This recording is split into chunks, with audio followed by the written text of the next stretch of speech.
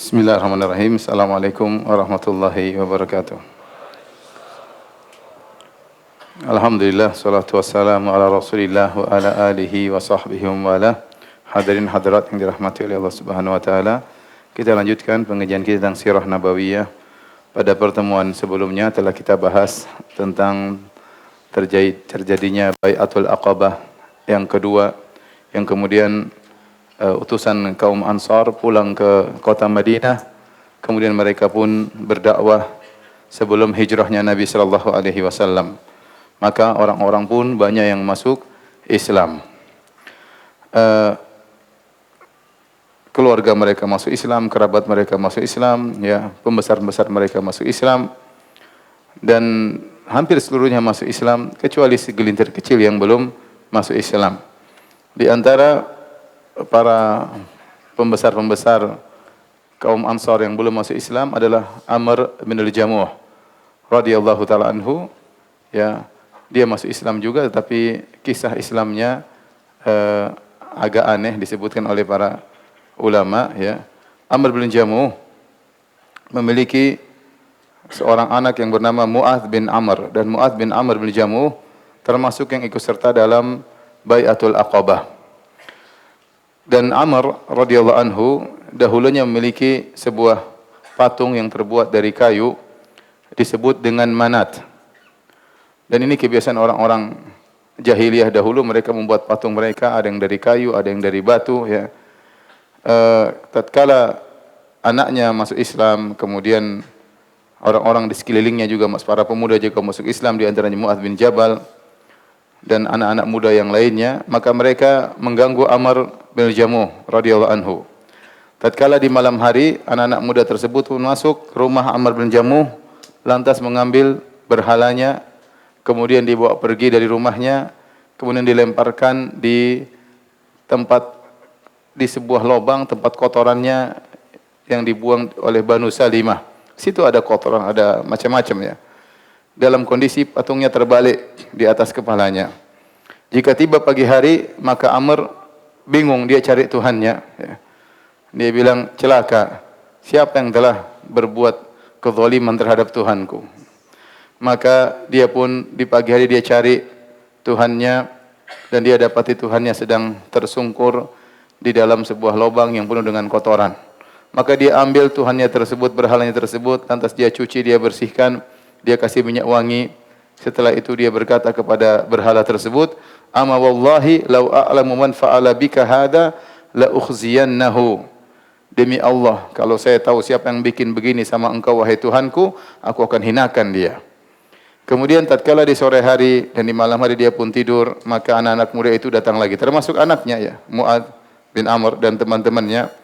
Lalu mereka pun mengambil berhala tersebut, dibawa pergi, lalu dilemparkan lagi ke lubang yang lain yang isi kotoran-kotoran. Maka pagi-pagi dia cari lagi, mana Tuhanku? Maka dia pun bersihkan Tuhannya, kemudian dia mandikan, kemudian dia kasih minyak wangi, kemudian dia taruh lagi di tempatnya, dan besoknya begitu lagi. Dan terjadi berulang-ulang, ya. Akhirnya dia jengkel, maka suatu hari dia ambil pedang, dia gantungkan di berhalanya tersebut. Dia berkata kepada Tuhannya, "Inni wallahi la a'lamu man yasna'u bika ma ara." Wahai Tuhanku, demi Allah aku tidak tahu siapa yang bikin kayak begini sama engkau. Fa in kana fika khairan famtani, ya. Fa hadha sayf ma'aka. Ini pedang sama engkau, kalau memang engkau ada kebaikan, bela dirimu. Tatkala tiba sore hari, dia pun tidur. Kembali anaknya dan teman-temannya mengganggunya. Maka mereka pun mengambil patung tersebut, ya. Kemudian mereka ambil pedangnya dan mereka bawa patung tersebut, dan dibawa ada mereka bawa pula bangkai anjing, kemudian diikat sama patung tersebut. Kemudian mereka lemparkan ke salah satu sumur yang isinya kotoran, ya. Kemudian tatkala pagi hari, Amr bin Jamuh lihat Tuhannya mau dia sembah tidak ada. Maka dia cari lagi di mana Tuhannya. Mulai dia keliling cari tempat sampah. Akhirnya dia dapat Tuhannya lagi terbalik dan lagi diikat dengan bangkai anjing. Tatkala dia lihat Tuhannya dalam kondisi terhina, diikat dengan bangkai anjing, maka dia sadar bahwasanya ini tidak pantas jadi Tuhan, maka kembalilah kesadarannya. Dia tahu bahwasanya patung-patung tidaklah beri manfaat, tidak beri kemudaratan, maka setelah itu dia pun masuk Islam. Ini contoh orang masuk Islam dikerjain sama anaknya sendiri. Dan akhirnya dia menjadi seorang sahabat mulia dan akhirnya akan meninggal dunia mati syahid dalam perang Uhud. Ya, Amr bin Jamuh dalam perang Uhud dia dalam kondisi pincang. Rasulullah SAW kasih uzur dia tidak ikut perang karena kakinya pincang. Tapi anak-anaknya 4 orang kalau tidak salah semuanya berjihad dalam perang Uhud. Maka dia berkata, ya Rasulullah, dia ingin mati syahid. Seandainya aku berperang dan mati syahid dalam medan pertempuran kali ini, apakah pincangku akan menginjak surga? Kata Nabi SAW, iya. Kalau kau meninggal, kau akan menginjak surga dalam kondisi kakimu tidak pincang lagi. Maka dia pun maju dalam medan pertempuran, akhirnya dia meninggal dunia. Hadirin hadirat yang dirahmati Allah Subhanahu wa taala, kita akan berbicara tentang hijrah, ya. Bagaimana Nabi dan para sahabat berhijrah dari Mekah menuju Madinah. Sebelumnya kita cerita sedikit tentang kota Madinah, ya. Kota Madinah adalah kota yang disiapkan oleh Allah sebagai tempat hijrahnya para sahabat. Di antara keistimewaan kota Madinah ya secara bentuknya strategis untuk peperangan. Ya, kenapa? Karena kota Madinah terdiri atas harratan. Harratan itu, harrah adalah kumpulan batu yang cadas, yang hitam, ya, yang tidak bisa ditempuh dengan kuda, tidak bisa dilalui oleh kuda dan tidak bisa apalagi onta. Dan itu terdiri atas harrah gharbiyah, harrah syarqiyah. Jadi kota Madinah sebelah timur dan sebelah barat isinya batu-batu. Sehingga kota Madinah terlindungi. Musuh enggak mungkin datang dari timur maupun dari barat. Kita bicara tentang zaman dahulu yang orang-orang berperang datang dengan pasukan berkuda atau naik onta. Karena medan seperti itu yang tidak sebatu-batu itu tidak mungkin dilewati. Antum kalau berangkat dari Mekah menuju Madinah, terkadang kita naik mobil, antum lihat sebelah kanan kiri terkadang ada harah, yaitu kumpulan batu. Bukan padang pasir, padang batu. Batu-batu keras, enggak mungkin dilewati oleh kuda maupun onta. Dan kota Madinah seperti itu, sebelah timur kumpulan batu, sebelah barat juga kumpulan batu. Kemudian sebelah selatan berisi kebun-kebun korma yang padat, yang juga sulit untuk ditempuh oleh kuda ataupun onta. Kalau ingin menyerang dari selatan pun susah karena kebun-kebun yang sangat padat merepotkan. Biasanya pasukan datang melewati ruangan yang terbuka. Satu-satunya tempat yang terbuka hanya sebelah utara. Hanya sebelah utara kota Madinah. Makanya tatkala perang Khandaq, Nabi SAW membuat parit sebelah utara. Karena itulah satu-satunya daerah yang terbuka. Nabi tidak buat sebelah timur, sebelah barat, sebelah selatan, enggak perlu. Yang Nabi buat sebelah mana? Sebelah utara, sehingga dibuat Khandaq, orang tidak bisa lewat. Ini kondisi kota Madinah yang strategis. Kemudian kota Madinah posisinya juga strategis karena dia berada antara Mekah dan negeri Syam. Jadi Mekah sebelah selatan, kemudian kota Madinah, baru negeri Syam. Ya, dari Mekah ke Madinah sekitar 450 km, dari Madinah ke negeri Syam sekitar 700 km. Nah, orang-orang Quraisy mata pencaharian mereka adalah dengan berdagang, dan mereka berdagang ke negeri mana? Ke negeri Syam. Sehingga kalau mereka mau berdagang, mereka pasti lewat kota Madinah. Dan ini tempat yang strategis bagi Nabi dan para sahabat. Kemudian juga di kota Madinah berisi kaum Ansar. Kaum Ansar adalah kaum yang sudah terbiasa berperang. Mereka sudah mengalami perang saudara lebih dari sekitar 100 tahun lebih. Ada yang mengatakan 120 tahun. Antara suku Al-Aus dengan suku Al-Khazraj. Ya, yang mereka suku Khazraj asalnya saling bersaudara, namun mereka bertikai, dan lebih dari 100 tahun mereka bertikai, dan mereka ahli perang karena sedikit-sedikit perang, sehingga Nabi terlindungi oleh kaum yang mereka ahlul harb, yaitu orang-orang yang sudah terbiasa berperang. Oleh karenanya tempat strategis, penduduknya pun ahli perang. Dan ini menguntungkan kaum muslimin untuk berhijrah ke kota Madinah.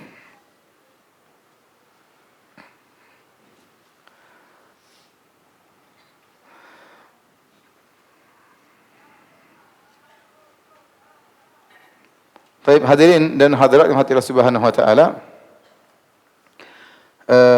Adapun hijrah dimulai dari Rasulullah SAW bermimpi. Ya, Rasulullah SAW bermimpi, kata Rasulullah SAW, Inni uritu daru hijratikum dhata nakhlin baina labatain wa humal harratan.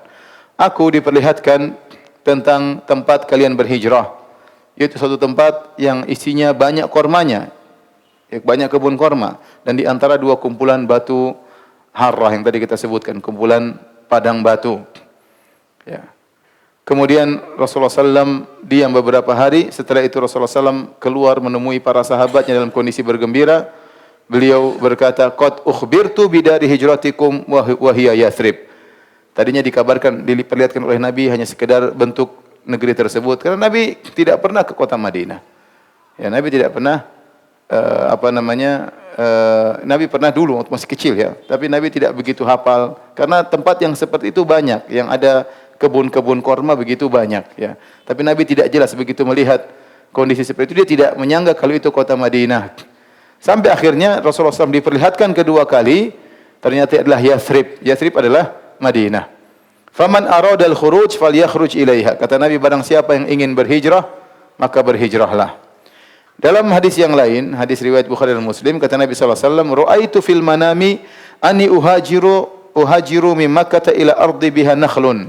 Aku lihat dalam mimpiku, aku berhijrah dari Mekah menuju tempat yang penuh dengan korma.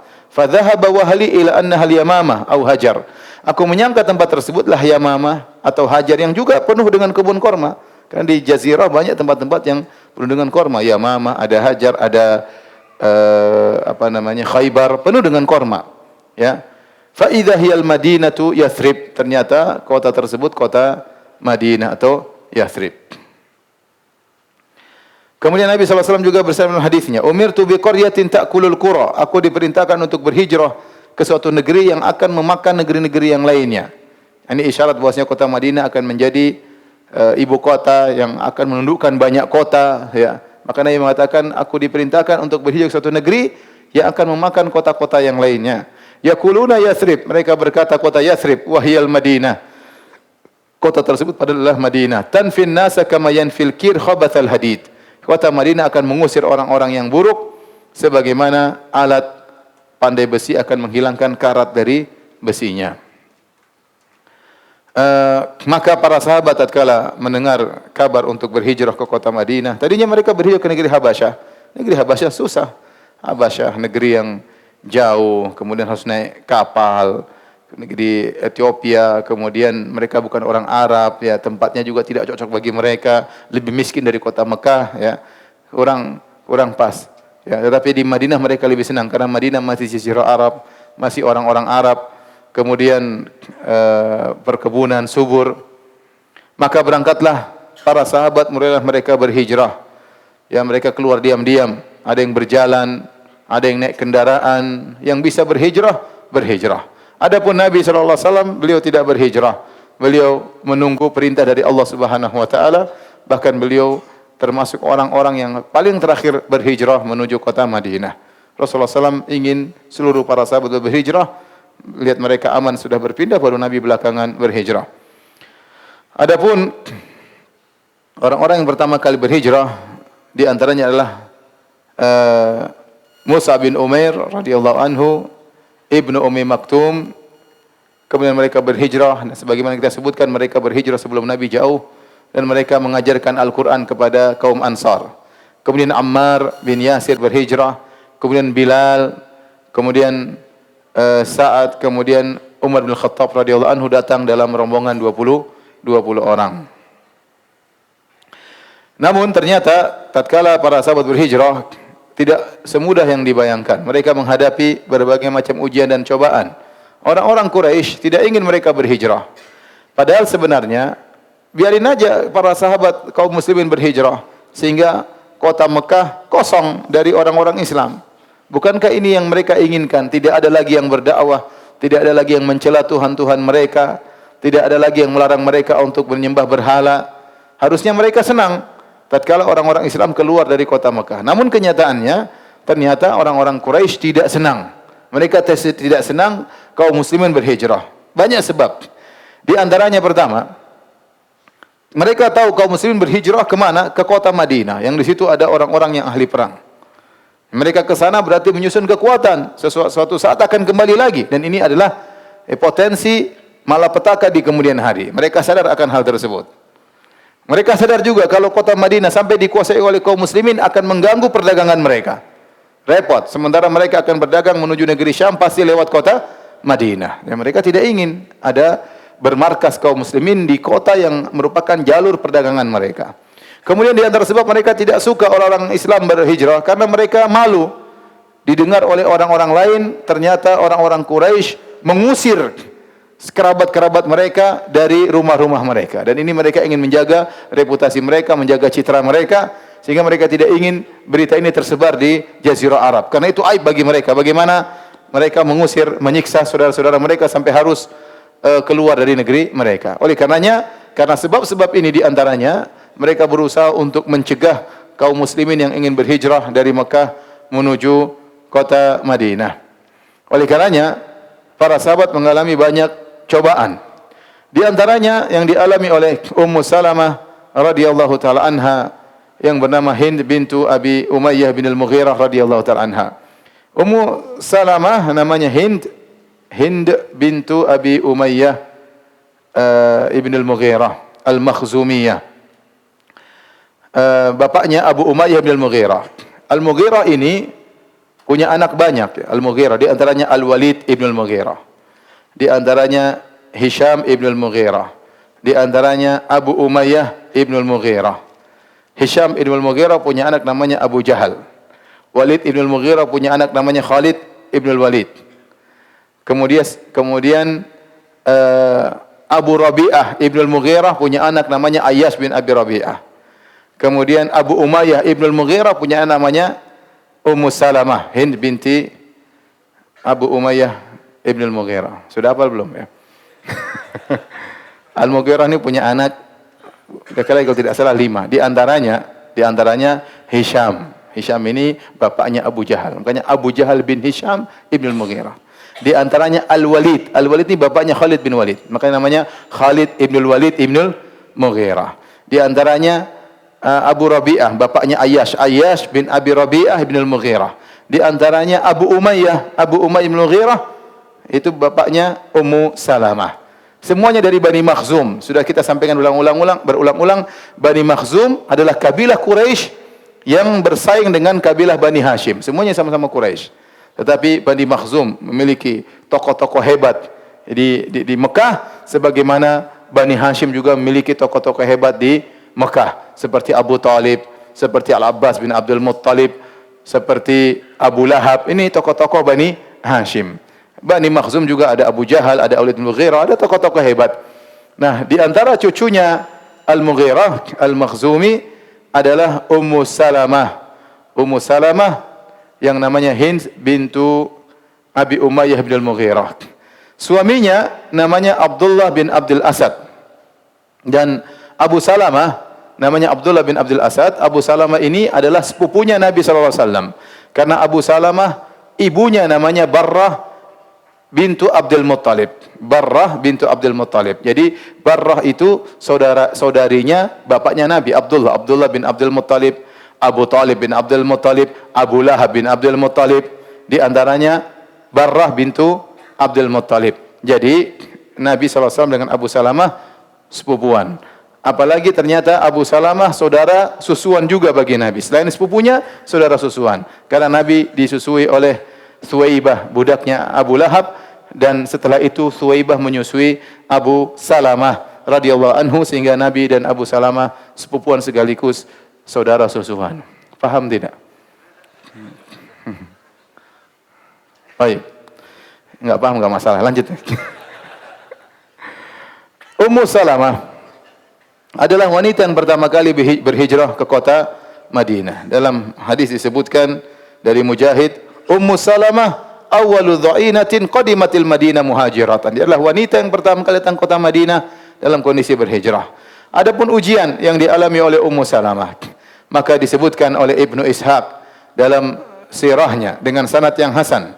Kita dengarkan Ummu Salamah bercerita tentang kisahnya ujian yang dia hadapi dipisahkan antara dia dan suaminya dan putranya.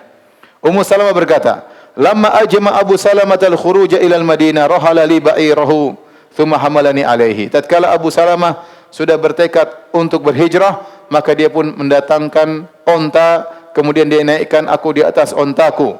Kemudian dia meletakkan putra kami Salamah ya di atas pangkuanku.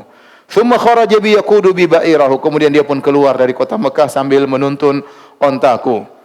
Tiba-tiba dilihat oleh Rijalu Banil Mughirah. Tiba-tiba dilihat oleh paman-pamanku dari anak-anaknya Al-Mughirah ya. Maka mereka pun menghadang suamiku dan mereka mencegah suamiku. Kata mereka, "Engkau pergi silakan, tapi ini putri kami mau dibawa ke mana? Alamana natrukuka tasiru biha fil bilad." Ngapain kami tinggalkan engkau bawa putri kami jalan, pergi. Kemudian mereka pun fanaza'u khitamal ba'ir min yadihi. Maka paman-pamanku segera mengambil, merebut tali kekang ontaku dari tangan suamiku. Kemudian mereka pun mengambilku dari suamiku.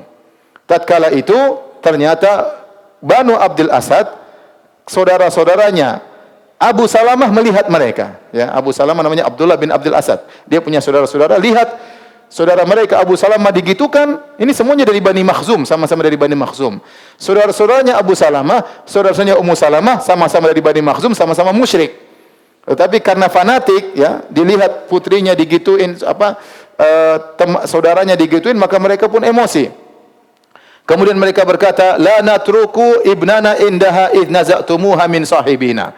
Kalau begitu kalian telah merebut istri saudara kami dari saudara kami, ya, maka kami tidak akan biarkan kalian bawa putra kami, itu cucu kami, tidak boleh kalian ambil.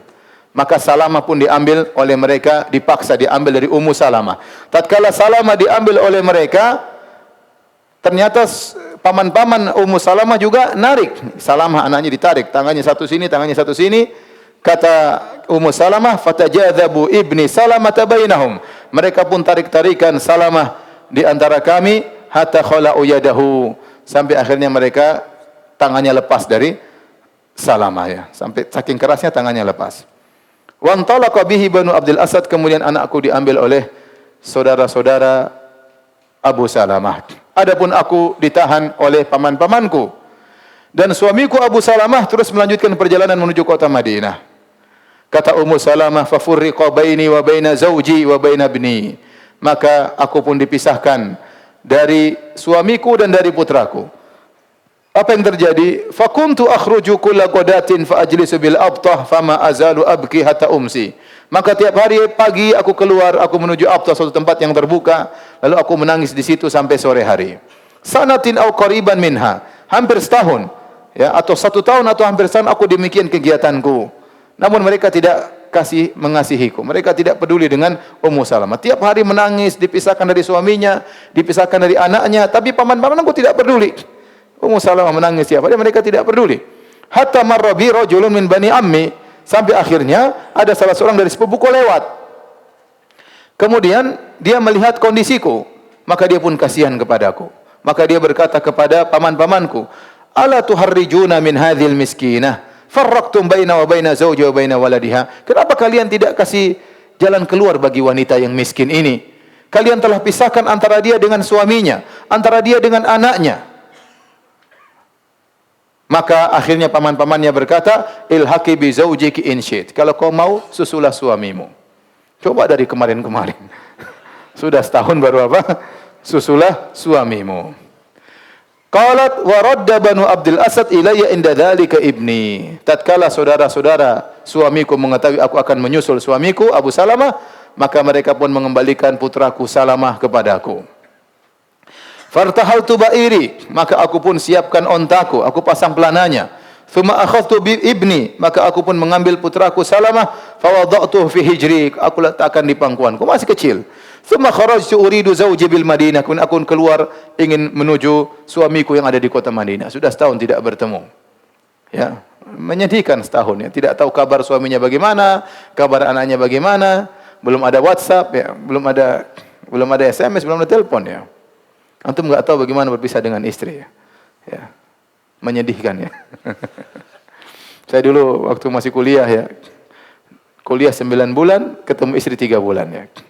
Ketemu istri 3 bulan, kuliah lagi 9 bulan. Pulang-pulang sudah punya anak. Tapi selama 9 bulan dulu tidak ada WhatsApp, tidak ada telepon. Zaman dulu di Madinah, yang punya telepon hanya orang yang punya duit banyak. Dia harus deposit kalau nggak salah 5.000 real atau 15.000 real atau 30.000 real. Saya ingat bahwasanya satu mahasiswa Indonesia itu yang punya telepon cuma 2 orang. Mereka berduit ya. Ya, mereka berduit. Si fulan dan si fulan, dua-duanya ustadz sekarang ya. Sehingga kalau saya mau tunggu kabar dari istri saya SMS. Maka teman saya yang punya telepon bilang, "Firanda, ada SMS dari istrimu." Masya Allah, senang. Saya nunggu, bahagia ya. Sampai teman saya itu keluyuran. Dia pulang malam, mungkin sudah jam 11, jam 12 baru datang. Saya nungguin dari pada Isya, mau lihat SMS istri. Begitu saya buka SMS, ternyata error.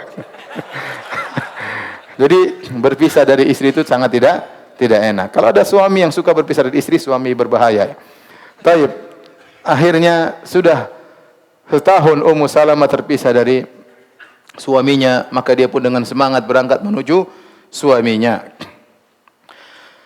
Kemudian thumma kharajtu uridu zawji bil Madinah. Qalat wa ma ma'i ahadun min khalqillah. Tidak seorang pun bersamaku tatkala itu dalam perjalanan.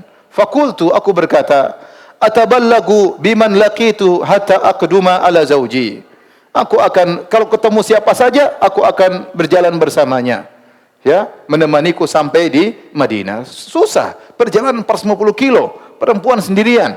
Ya, enggak ada orang. Pokoknya ketemu siapa saja, saya akan numpang dia sampai di kota Madinah. Hatta idza kuntu bi Tan'im, sampai aku tiba di Tan'im. Tan'im itu kira-kira 6 kilo dari Masjidil Haram, tanah halal terdekat. Laqitu Utsman bin Talhah. Aku bertemu dengan Utsman bin Talha bin Abi Talha radhiyallahu taala anhu. Akha Bani Abdiddar, dari Bani Abdiddar, Quraisy juga tapi dari Bani Abdiddar. Faqala li, ila aina ya binta Abi Umayyah? Hendak kemana pergi wahai putrinya Abu Umayyah? Abu Umayyah, bapaknya Ummu Salamah, Abu Umayyah bin Al-Mughirah adalah seorang yang terkenal di kalangan orang-orang Quraisy. Sampai dikenal dengan Zadur Rakib, yaitu Zadud artinya bekal para orang-orang musafir. Kalau dia sudah bersafar dengan puluhan orang, dia melarang tidak boleh ada yang bayar makanan, semua makanan saya yang tanggung. Jadi dia berangkat, dia bawa mungkin budak-budaknya, pokoknya kalau waktu makan semuanya dia yang tanggung. Selama perjalanan dari pulang sampai pergi sampai pulang. Masya Allah. Kita ingin punya teman-teman seperti ini ya. Mana Zadur Rakib sekarang? Pokoknya dia yang tanggung, tiket pulang pergi makan semua dia yang tanggung ya. Kalau ada teman seperti itu pegang rata-rata. Dia dikenal dengan Zadur Rakib. Maka orang kenal bapaknya adalah min ajwadil Arab, orang yang sangat dermawan. Dermawannya sampai demikian. Dia dermawan khusus seperti itu. Setiap orang bersafar, kalau safar sama dia, tenang, enggak usah mikir. Karena makanan pulang, pergi sampai pulang semuanya ditanggung sama Abu Umayyah, bapaknya Ummu Salamah. Maka bapaknya terkenal. Maka Utsman bin Talha berkata, "Ila aina ya binta Abi Umayyah? Hendak kemana engkau pergi wahai putrinya Abu Umayyah?" Qultu, kata Ummu Salamah, "Uridu zawji bil Madinah." Aku ingin pergi menuju istriku di kota Madinah. Qala, "Awama ma'aki ahadun?"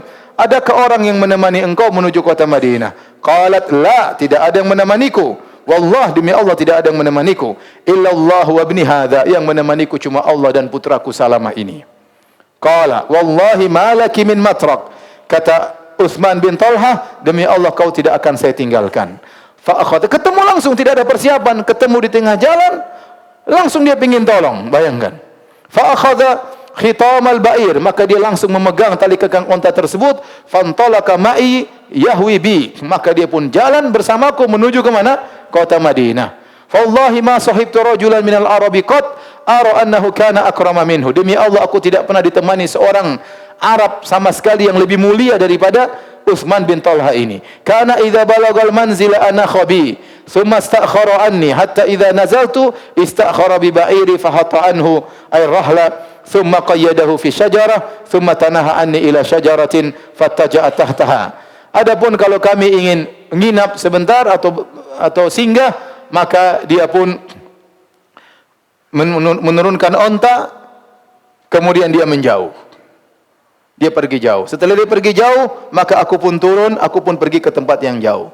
Setelah itu dia datang lagi, baru kemudian dia bawa onta tersebut, kemudian dia ikat dan dia tidur di sana di tempat yang jauh. Itu kebiasaan dia. Ya. Kemudian fa idza dana rawah qama ila ba'iri faqaddamahu farahalahu thumma istakhara anni faqala irkabi. Adapun kalau waktu berangkat lagi, maka dia ontanya dia lepas dari pohon, kemudian dia bawa, dia taruh dekat aku, kemudian dia pasang pelananya, dia dudukkan ontanya, kemudian bilang silakan naik, kemudian dia pergi dulu. Dia tidak nungguin Ummu Salamah naik, enggak. Dia pergi dulu. Setelah itu kemudian Ummu Salamah apa? Naik.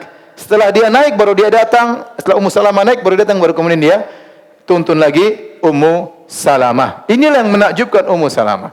Lelaki ini laki yang amanah. Tidak mengambil kesempatan dalam apa? Kesempitan, ya.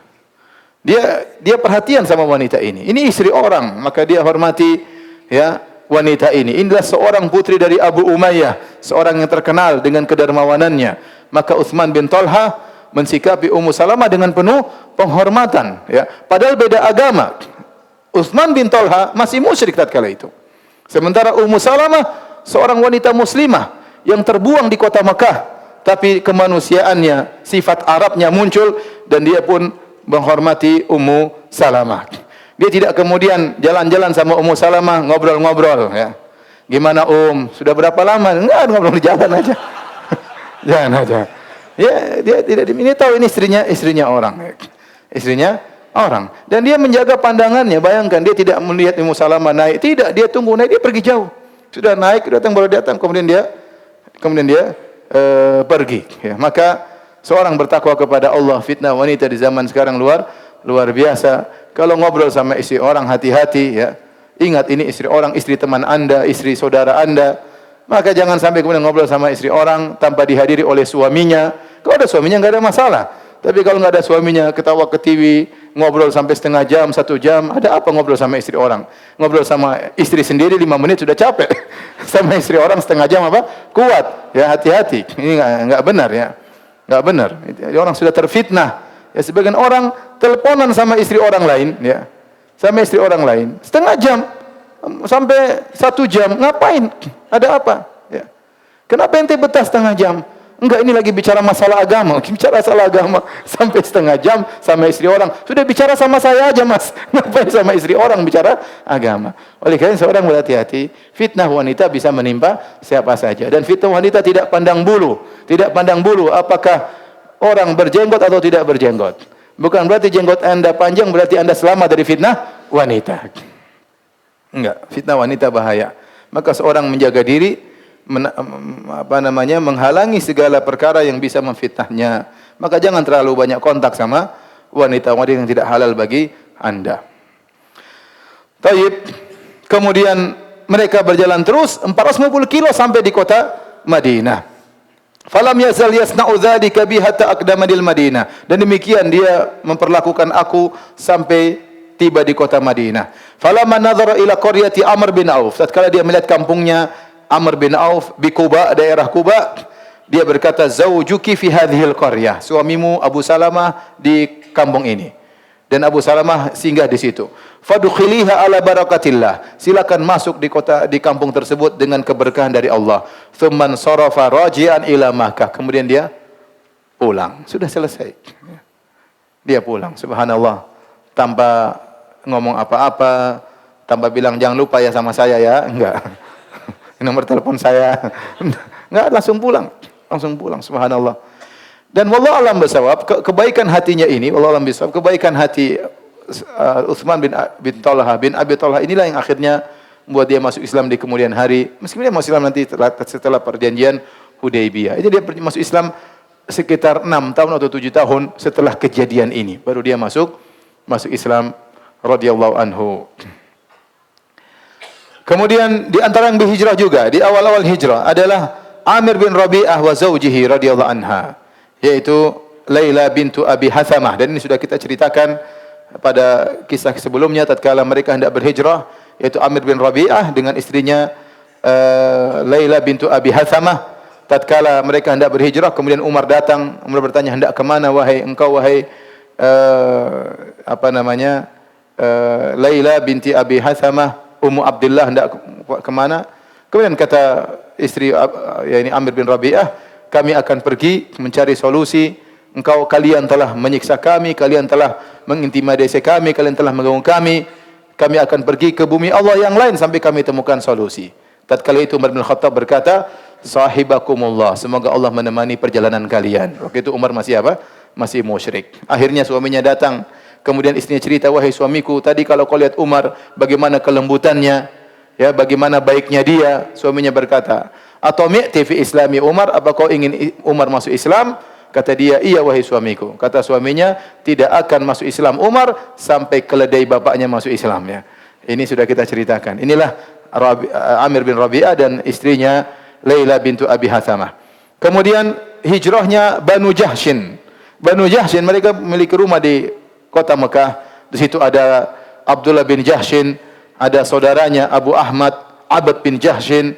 Kemudian ada yang lainnya Zainab bintu Jahshin, kemudian Hamnah bintu Jahshin. Ini semua Banu Jahshin, anak-anak Jahsh, semuanya pergi meninggalkan kota Mekah untuk berhijrah, hijrah sekeluarga. Adik, kakak, semuanya berangkat menuju ke kota Madinah. Setelah mereka pergi dari rumah mereka kosong. Jadi mereka waktu berhijrah, mereka meninggalkan rumah mereka.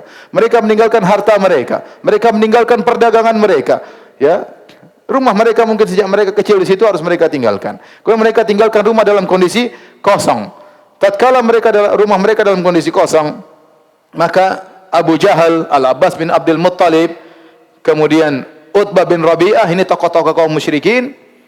Mereka naik di suatu tempat yang tinggi, mereka lihat rumahnya Jahash dari kejauhan, terbuka pintunya, tertiup angin.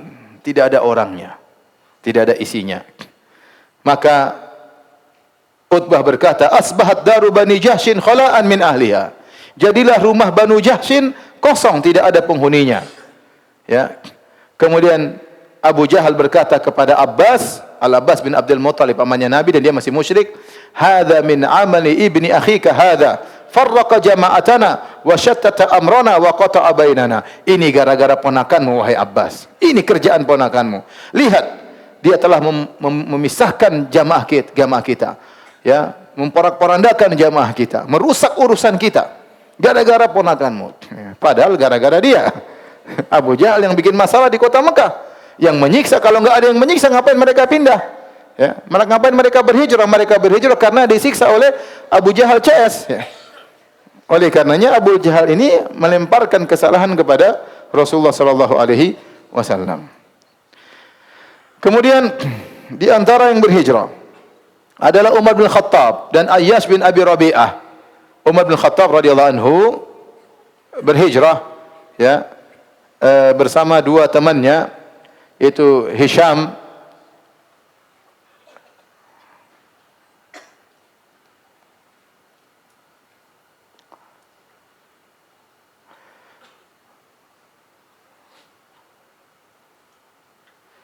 maka berangkatlah Umar bin Khattab radhiyallahu anhu. Adapun hadis yang disebutkan bahwasanya Umar tatkala hendak berhijrah, maka kemudian dia keluar terang-terangan di tengah-tengah orang kafir Quraisy, dia berkata, saya akan berhijrah.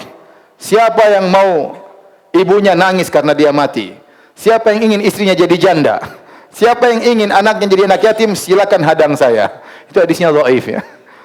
Umar meskipun jagoan, tapi kalau lawan Abu Jahal dan kawan-kawan juga dia tidak bisa, ya. Jadi yang benar dia pun berhijrah dengan sembunyi-sembunyi. Maka waktu itu Umar bersepakat, kata dia, itta'atu, aku membuat janji tatkala kami hendak berhijrah, saya, kata Umar, dan Ayyash bin Abi Rabi'ah dan Hisham bin As, kami bertiga bersepakat untuk bertemu di suatu tempat namanya Tanadub di daerah di Mekah.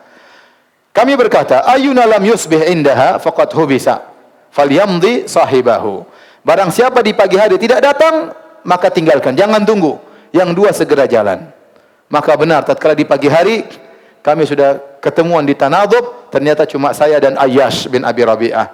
Sementara Hisham ditahan oleh orang-orang musyrikin. Hisham bin Al-As, Hisham bin Al-As, saudaranya Amr bin Al-As. Saudaranya Amr bin Al-As radhiyallahu ta'ala, yang juga nanti akan masuk Islam. Tinggal dua orang, yaitu Umar dan Ayyash bin Abi Rabi'ah.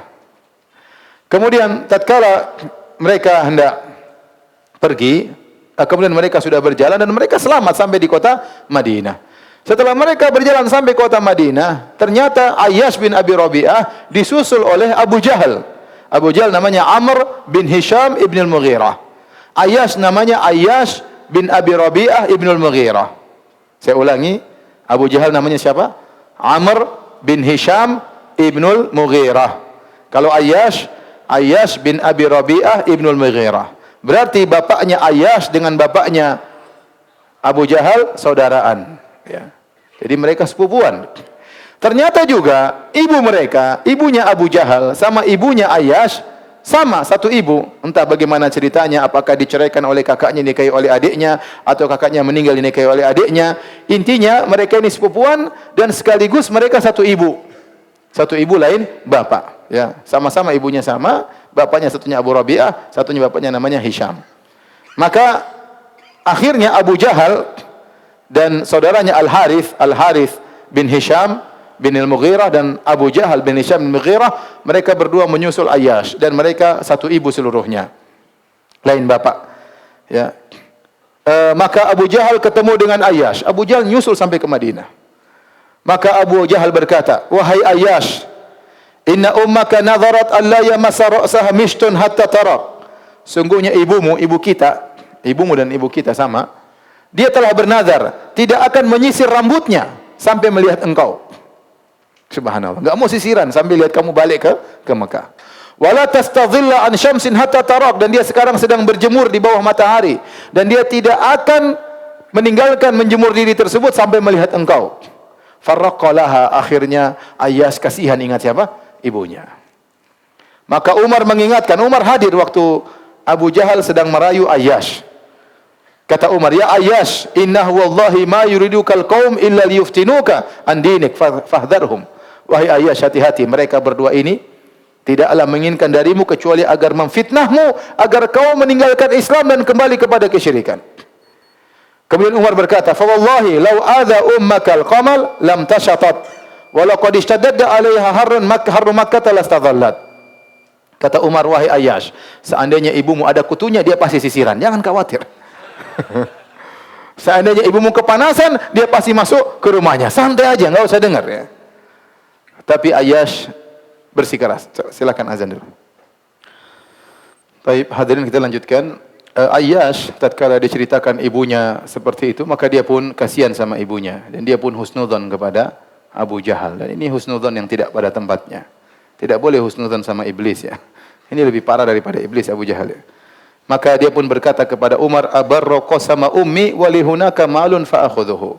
Wahai Umar, ya udah saya kasihan ibuku, saya ke sana biar ibuku tidak berjemur, biar nyisir rambutnya. Sekaligus kebetulan ada harta saya di sana, saya ingin ambil. Kata Umar, "Wallahi innaka la ta'lam anni la min aktsari Quraisyin malan." Wahai Ayyash, kau tahu aku termasuk orang paling kaya di Quraisy. Falaka nisfu mali, setengah hartaku untuk engkau. Enggak usah pulang. Setengah hartaku kau ambil, tidak usah pulang. Jangan kau pulang bersama mereka berdua. Walakinnahu aba alaihi, akan tapi Ayyash tetap bersikeras untuk pulang. Kasihan sama ibunya, ingin pergi bersama Abu Jahal bin Hisham dan Al-Harith bin Hisham. Maka kata Umar tatkala melihat Ayyash bersikeras, dia berkata, "Ama idza qad fa'alta ma fa'alt, fakhudh naqati hadhihi." Kalau memang kau harus pergi, maka ambillah ontaku ini. Fa innaha naqatun najibatun dzalul. Ini adalah ontaku yang larinya sangat cepat dan dia tunduk kepada orang yang menunggangnya. Falzam zahraha, terus naik di atasnya. Fa in rabaka minal qaumi raibun fanju alaihi. Kalau kau ragu-ragu, ada gerak-gerik yang mencurigakan dari Abu Jahal dan Harith bin Hisham, maka kaburlah dengan ontaku ini. Ini onta yang larinya cepat. Akhirnya dia pun keluar bersama Abu Jahal. Dia naik ontanya sendiri. Abu Jahal naik ontanya sama saudaranya. Tatkala di tengah perjalanan, Abu Jahal berkata, "Ya bena akhi, wahai putra saudaraku, wahai sepupuku, ontaku ini susah untuk dibawa naik, ya. Ditunggangi susah. Maukah engkau bergantian naik, saya naik ontamu, ya, gantian?" Ya. Kata Ayyash, "Bala, silakan." Dia baik rumahnya.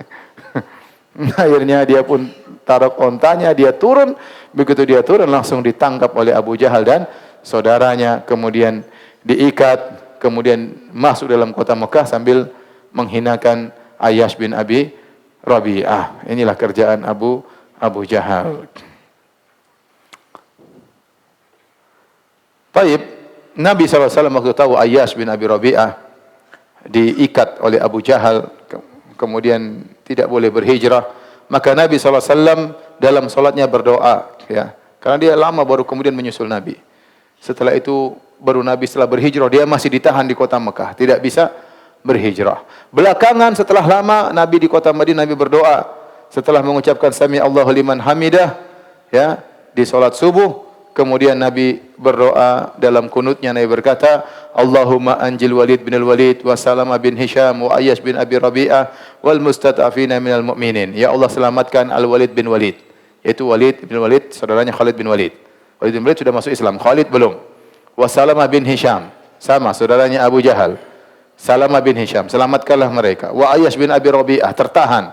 Dan orang-orang lemah dari kaum mukminin di kota Mekah agar mereka bisa menyusul kota ke Madinah. Akhirnya Ayyash tatkala mendapatkan kesempatan maka dia pun berangkat menuju kota Madinah menyusul Nabi sallallahu alaihi wasallam. Demikian saja kajian kita lanjutkan insyaallah kesempatan yang lain. Kalau ada yang bertanya saya persilakan.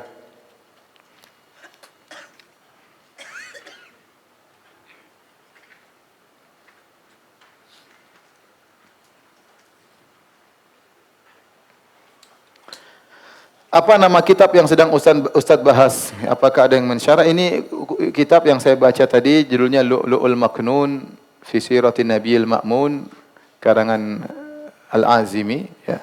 4 jilid, ya. Belum diterjemahkan, ya. Belum diterjemahkan.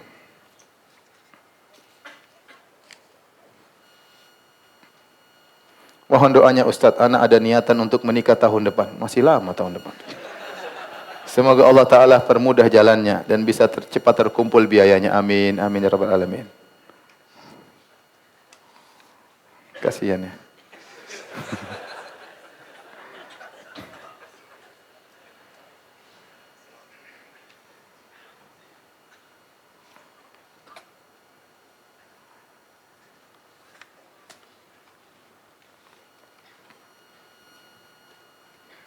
Ustaz, apakah boleh solat laki-laki dan perempuan satu saf dan rapat jika darurat?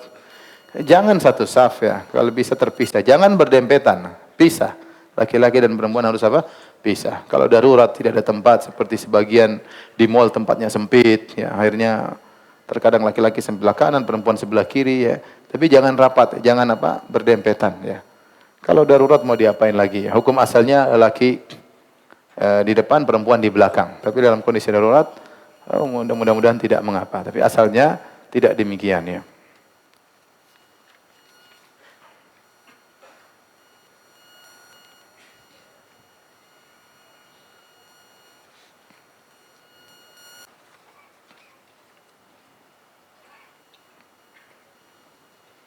Bagaimana hukumnya safari Ramadan ke masjid-masjid yang jauh dari rumah? Ngapain ngabisin waktu ke masjid jauh-jauh, ya? Kita kalau tidak ada tujuan tertentu, misalnya pengajian lain cerita, kita ada pengajian tertentu misalnya, atau ada masjid di suatu tempat yang mungkin imamnya bacanya enak sampai khatam, maka kita ke sana, enggak ada masalah. Tapi kalau kita jadwalkan hari ini masjid ini, besok masjid sana, ya, saya rasa tidak perlu, ya, tidak perlu, ya, kecuali ada kemaslahatan yang khusus, ya. Dan kalau sampai safar tidak boleh, kalau tidak safar tidak mengapa. Tapi kalau sampai safar, sampai jauh sekali, ingin sholat di masjid di Bandung misalnya, atau masjid di tempat yang jauh, ini maka tidak boleh, karena Nabi SAW bersabda, la tusyaddur rihal illa ila salasati masajid. Tidak boleh bersafar untuk mencari keberkahan kecuali di 3 masjid. Masjidil Haram, Masjidil Nabawi, dan Masjid Aqsa.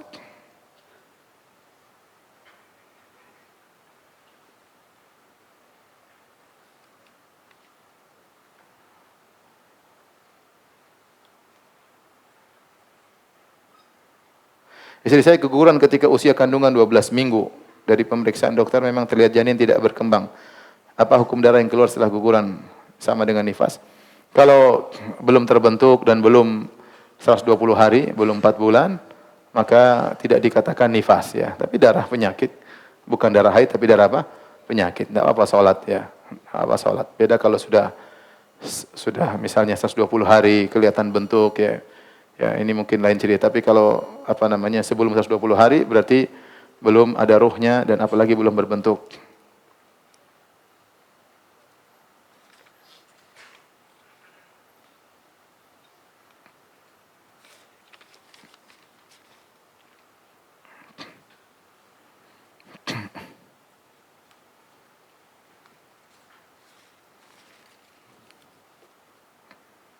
Ustaz, bagaimana hukum salat di antara tiang? Salat di antara tiang, salat baina sawari, hukum asalnya makruh. Tetapi kalau masjid sudah full, tidak mengapa, tidak makruh lagi. Tetapi kalau masjid masih kosong, maka hendaknya dihindari salat di antara dua tiang. Kalaupun salat tetap aja sah, cuma hukumnya makruh.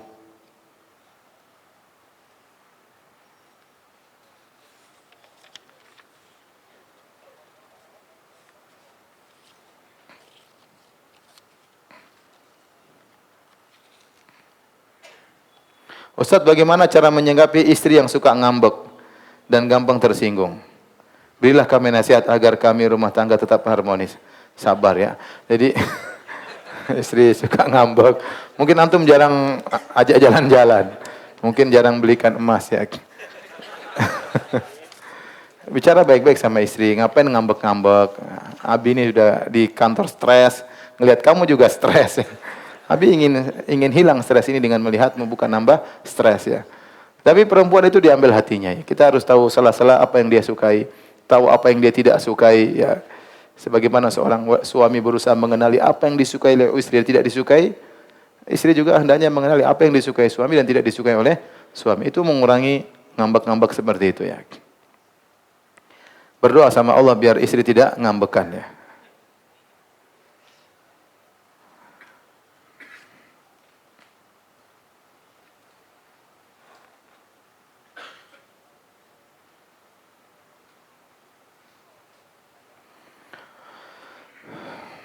Ustaz, apa hukumnya bagi pemuda yang berzina dengan orang tua yang sudah sepuh? Dan bagaimana kalau mereka ya bertobat kepada Allah Subhanahu wa taala? Jangan terulang lagi ya. Bertobat, kalau dia bertobat dengan sungguh-sungguh, tobatnya diterima insyaallah taala.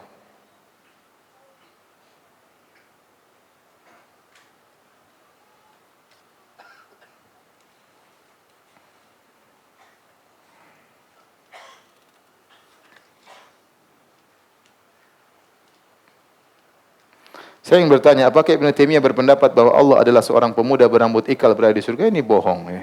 Ini dosa besar ya. Ibnu Taimiyah tidak berpendapat demikian. Ibnu Taimiyah menyampaikan hadis tentang hadis yang sahih, ra'aitu rabbi fi ahsani surah. Kata Nabi sallallahu alaihi wasallam, aku melihat dalam mimpiku Allah Subhanahu wa taala, dalam mimpi aku lihat dalam bentuk yang terindah. Dalam sebagian riwayat dalam bentuk seorang pemuda ya, pemuda yang intinya yang tampan dia. Dan lihat dalam mimpi bukan berarti Allah seperti itu, dan ini dijelaskan oleh Ibnu Taimiyah, dia bantah. Hadis ini maksudnya bukan bentuk Allah seperti itu. Karena apa yang dilihat dalam mimpi itu bukan kenyataan. Contoh seperti raja dalam kisah Nabi Yusuf berkata, "Inni ara sab'a baqaratin simanin ya'kuluhunna sab'un ijaf wa sab'a sumbulatin khudrin."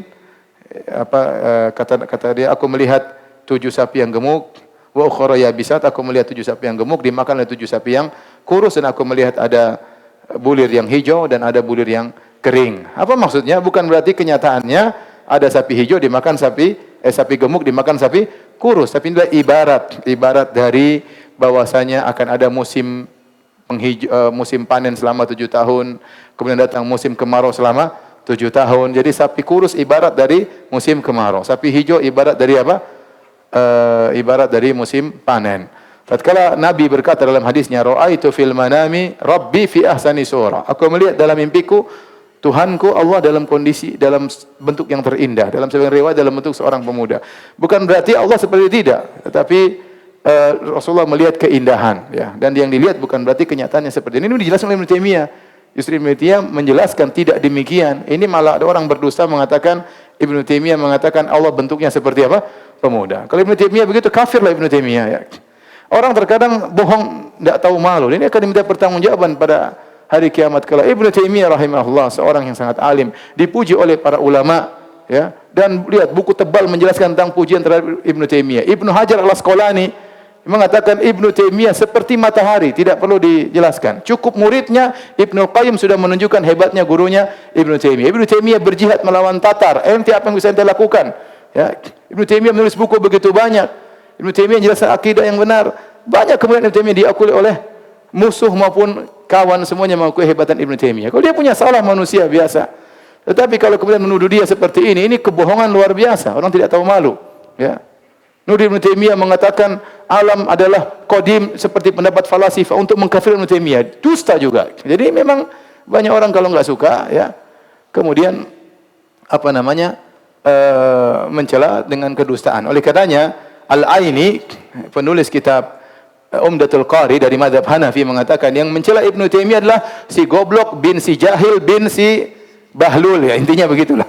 Ya, ini enggak ngerti kemudian mencela sembarangan ya. Enggak ngerti, dusta lagi.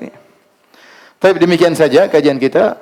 Subhanakallah bihamdik asyhadu an la ilaha illa anta astaghfiruka wa atubu ilaik. Assalamualaikum warahmatullahi wabarakatuh.